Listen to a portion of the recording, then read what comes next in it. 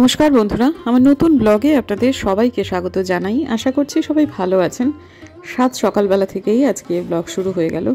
ভদ্রলোক হন্তদন্ত হয়ে বেরোলেন, আজকে তার একটু বেরোতে দেরি হয়ে গেছে, কিন্তু সে চলে যাওয়ার পর দেখাই এখন কটা বাজে।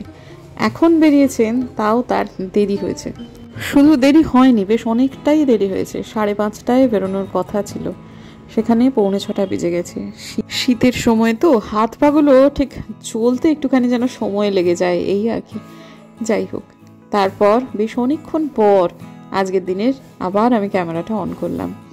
এই সময়টায় আমার শ্বশুরমশাই ওপরেতে এসেছেন আমার সাথে তথা দুপুর সবার সাথে একটুখানি কথাবার্তা বলতে। এখন মোটামুটি 10:30 বাজে। আজকে আমি সকালবেলাতে আর জিমে যাইনি, কারণটা নিশ্চয়ই আপনাদের আগের দিনই বলেছি। আমি আজকে সন্ধেবেলাতে জিমে যাব। তো যাই হোক, আমার শ্বশুরমশাই থাকলে বেশ অনেক কিছু নিয়ে কথা হয়। ইদানিং আমার এবং আমার শ্বশুরমশাইয়ের একটা ব্যাপারই খুব বেশি কথোপকথন হচ্ছে, সেই ব্যাপারটা অবশ্যই টুপুর এবং টুপুরের পড়াশুনো। আমার শ্বশুরমশাই যখন রান্নাঘরটা টপকে দিকে এসেছেন, মিনামাসিকে তখনই বলে দিয়েছেন, মিনা আমার জন্য খুব ভালো করে একটু চা করো। উনি প্রায় ঘন্টাখানেক ছিলেন, তারপর হঠাৎ করে একটি শোরগোল হলো, তখন উনি নিচে নেমে গেলেন। আমাদের এক পাগলা কামলা ভাই আছেন তো, দিনহাটার ছেলে শহীদুর, ও এসেছে। ও কিছু খ্যাপামি করছিল, যার ফলে আলপনাদি ডেকে পাঠালো। আলপনাদির সঙ্গে তুঙ্গ ঝগড়া চলছিল তার। তো যাই হোক, আজকে না আমরা কালকে রাত্রিরে প্রথমবার উপলব্ধি করেছি আমাদের আর এই কমফোর্টার দিয়ে হচ্ছে না, এবারে আমাদের লেপ প্রয়োজন। টুপুরের খুব বেশি ঠান্ডা লেগেছে রাত্রিরে, নাকি জানায়নি, আমাদের অতটা লাগেনি, কিন্তু টুপুরের লেগেছে। তো যাই হোক, তখন এগুলোকে আবার সরিয়ে নিয়ে আমাদের বাড়িতে আজকে প্রথমবার লেপগুলোকে নিয়ে এসে এই বিছানায় রাখা হলো। আজকে থেকে আমাদের বাড়িতে লেপ গায়ে দেওয়া শুরু হলো। আর এই যে কমফোর্টারগুলো, এগুলো একটু ধুয়ে তুললেই ভালো হতো, আজকেই ধুয়ে দেবো, এদিক ওদিক পড়ে থাকবে, তাই জন্য নতুন কেনা কম্বলের যে কাভারটা তার মধ্যে ভরে রাখলাম।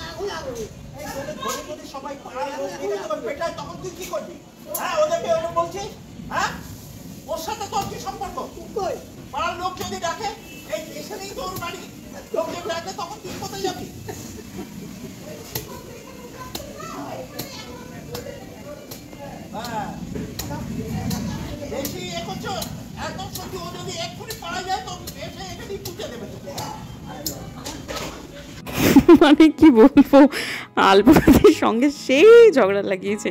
আমাদের না এদিকে একটা নারকেল গাছ ছিল, সেটা না গোড়াটা তোলা হয়নি, জানেন তো, ওই গোড়া তুলতেই আজকে শহীদুরকে নেওয়া হয়েছে।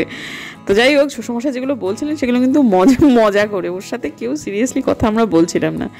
তো যাই হোক, তারপরে ব্যাপারটা শুনছিলাম, কিন্তু মাথায় না অনেকগুলো কাজ ঘুরছিল, জানেন তো, সেগুলো করতেই এখন আপাতত একটু এদিক ওদিক যাই। আমার এই গাছ, মানে কি বলে, স্নেক প্ল্যান্ট, এটাকে একটুখানি মাটি দেওয়ার আজকে আলপনাদিকে বলে দিয়েছি যে আলপনাদি মাটি দিও, সেটাকে উপরে নিয়ে যাচ্ছি। তাছাড়াও বাগানেতে কিছু কাজ আছে, কিছু কিছু সার দিতে হবে গাছে, ছাদের গাছেতে মূলত অনেকগুলো গাছে একটুখানি ব্যবস্থা করতে হবে।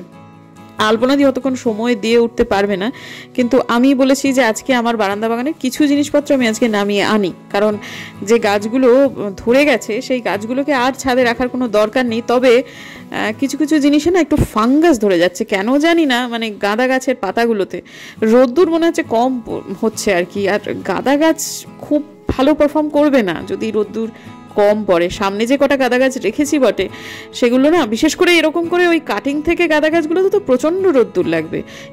যেগুলো নিয়ে এসছি, যেগুলো ওই দোকান থেকে কেনা সেগুলো হাইব্রিড, তো ওগুলো একটু কম রোদ্দুর হলেও চলবে, কিন্তু এই কাটিং থেকে করা গাঁদা গাছ এতেই মানে পারলে দিনে যতক্ষণ রোদ্দুর দিলেই হয় আর কি। একটু রোদ কম পড়েছিল তাতেই দেখুন ফাঙ্গাস ধরে গেছে।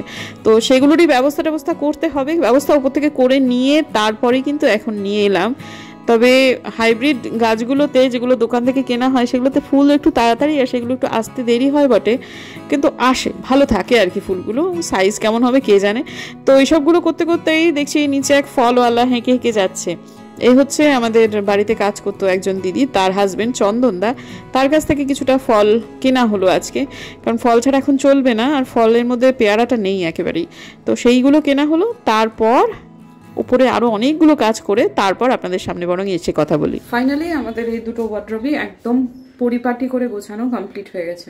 খুবই অবিন্যস্ত অগোছালো ছিল, এবং এখন মেয়েটা যেহেতু হয়ে গেল, মেয়েকে ইনভলভ করেছিলাম, তারপরে ও নিজের অনেক কিছু নতুন করে যেন খুঁজে পাচ্ছে, বলছে মা এটা আমার আছে, আমার তো মনেই ছিল না। এটাই হয় নাড়াচাড়া করলে।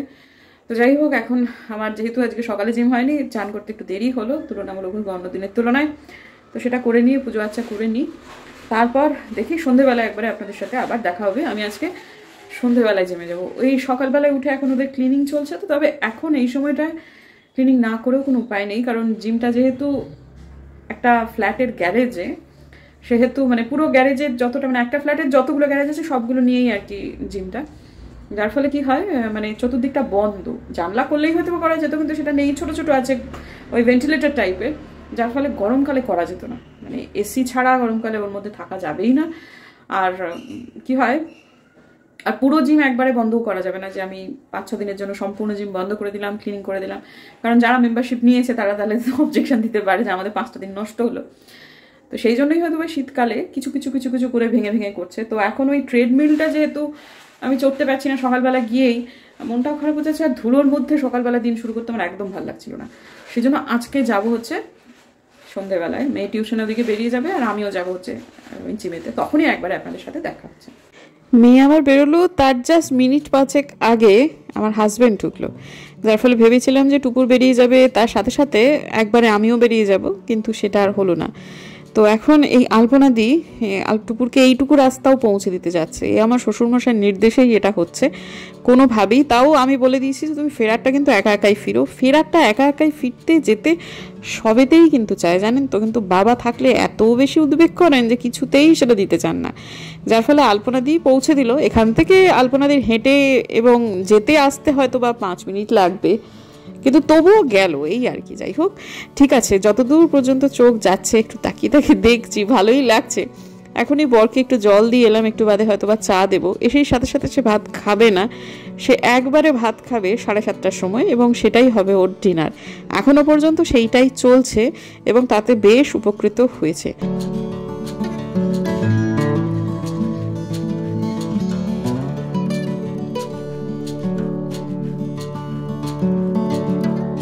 মেয়ে যখন বেরিয়েছে তার থেকে এখন প্রায় 45 মিনিট পরের ভিডিও, মানে আমি তখন বেরিয়ে যাবো ভেবেছিলাম, কিন্তু তার জাস্ট একটু আগেই ঢুকলেন, আমার হাজব্যান্ড ঢুকলেন। তো ওকে একটু খেতে দেওয়া, চাটাগুলো দেওয়া, সেসবগুলো করে টোরে তারপর টুকটাক এটা ওঠে সেটা কথা বলা, সারাদিন পর বাড়ি ফিরেছে, এসব নিয়ে করতে করতে একটু দেরি আমার হয়ে গেল।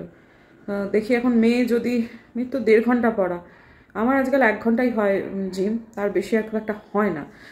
তা সেখান থেকে আমি সরাসরি বাড়ি আসবো না, আমি আরও কয়েকটা কাজ করে আসবো, মাসকাবাড়ি বাজারটা করে আনবো। যদিও এ বাড়িতে খুব একটা মাসকাবাড়িতে বড় কিছু বাজার নেই, তাই আর আরামবাগে যাবো কিনা ভাবছি।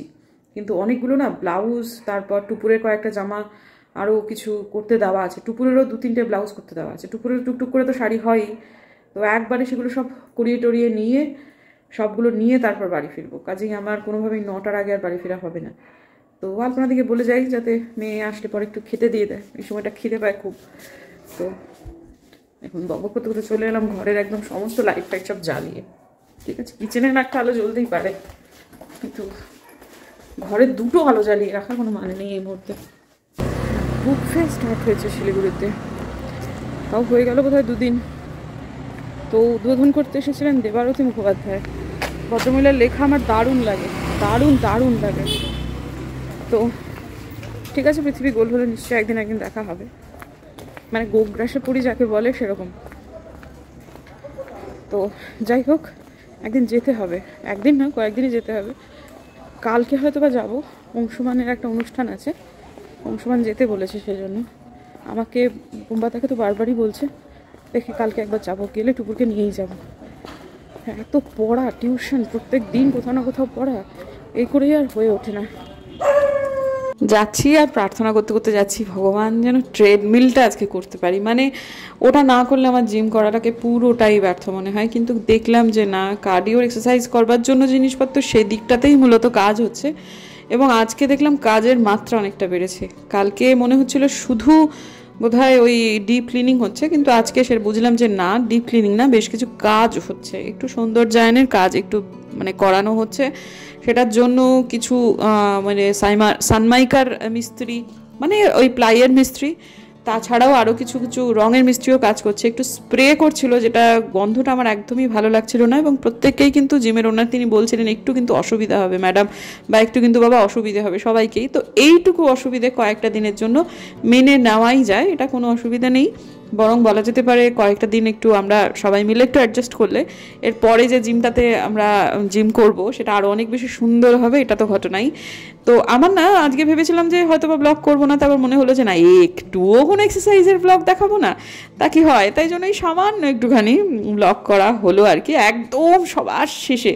হ্যাঁ, তো তারপর বেরোতে গিয়ে দেখুন এখানে অনেক তার ফার অনেক কিছু দিয়ে জায়গাটা মোড়া বটে, তবে আবারও বলছি যে যে জিনিসটা হচ্ছে সেটা আর একটু বেশি সৌন্দর্যায়নের জন্যই হচ্ছে, এবং সেটা ভালোই হবে। আর যাই হোক, খারাপ কিছু হবে না। কিন্তু আমি এখান থেকে বেরিয়ে ভেবেছিলাম দর্জির দোকানে যাব, দর্জির দোকানে রওনা দিয়েছিলাম, হঠাৎ মনে পড়লো যে ওরা যে রিসিপ্টটা দিয়েছিল যেটা নিয়ে যেতে হবে জিনিসটা রিসিভ করার সময়, সেটা আমি ব্যাগেতে ভরতে ভুলে গেছি, যার ফলে ওটা সম্পূর্ণ অন্য ব্যাগে ছিল, এই জিম ব্যাগে ট্রান্সফার করতে ভুলে গেছি। তো তার ফলে সেখান থেকে আর ওটা নেওয়া হলো না, শুধু মাসকাবারি বাজারটা করলাম, তাও সেটা মোটাদার দোকানে, কারণ অনেক বেশি কিছু ছিল না। তারপর সেটা করে নিয়ে তারপর বাড়ি এলাম। আজকে অনেক দিন পরে আমার মেয়ে বললো যে মা, গোবিন্দভোগ চালের ভাত খাবো, তো সেজন্য একদম হয়ে গেছে। নতুন আলু দিয়েছিলাম, এই আলুতে তো খোসা ছাড়ানো যায় না, কিন্তু আলুগুলো খুব সুন্দর খেতে হয়।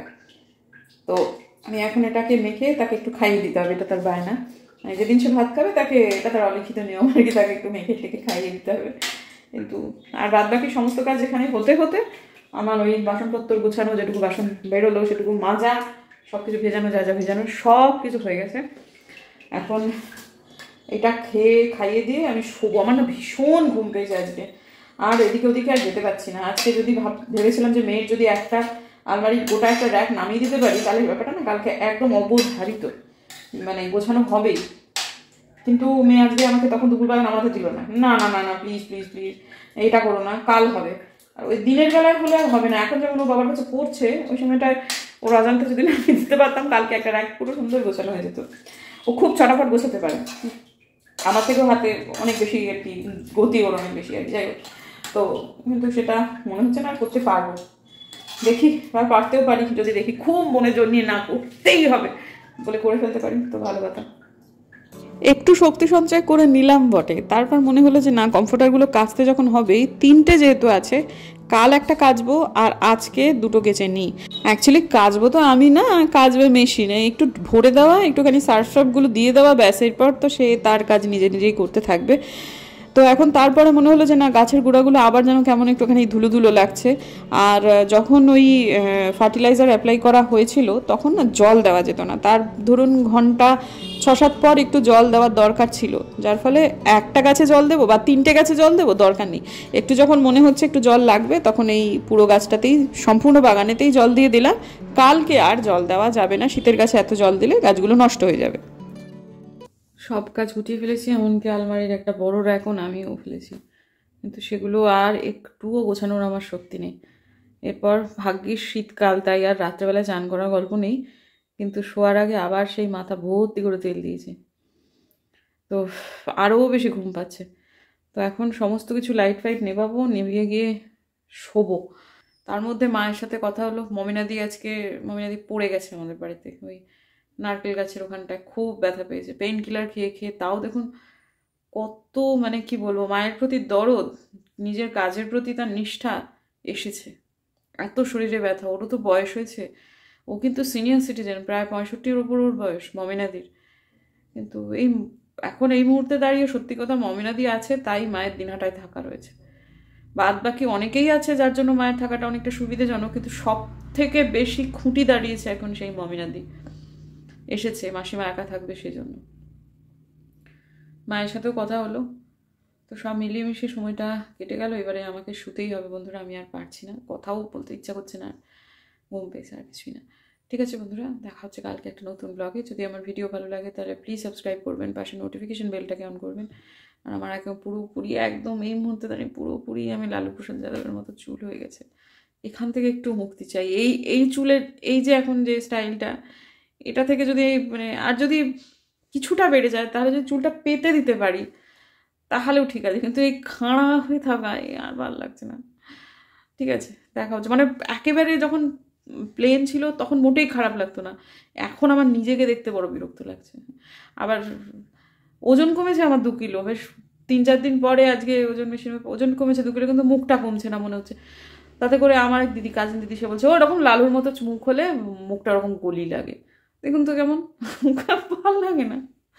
তো যাই হোক, পরতে পরতে চলবি, 2 কিলো কমলে আর কি থোড়াই বোঝা যাবে। ঠিক আছে বন্ধুরা, আবারও বলছি, কোথায় বলে ফেললাম তাও বলছি, দেখা হচ্ছে কালকে একটা নতুন ব্লগে। যদি আমার ভিডিও ভালো লাগে সাবস্ক্রাইব করবেন, নোটিফিকেশন বেলটাকে অন করবেন, লাইক দেবেন, কমেন্ট করবেন, ভালো লাগলে শেয়ার করবেন। আজকের দিনের জন্য বিদায়, টাটা, কালকে দেখা হচ্ছে।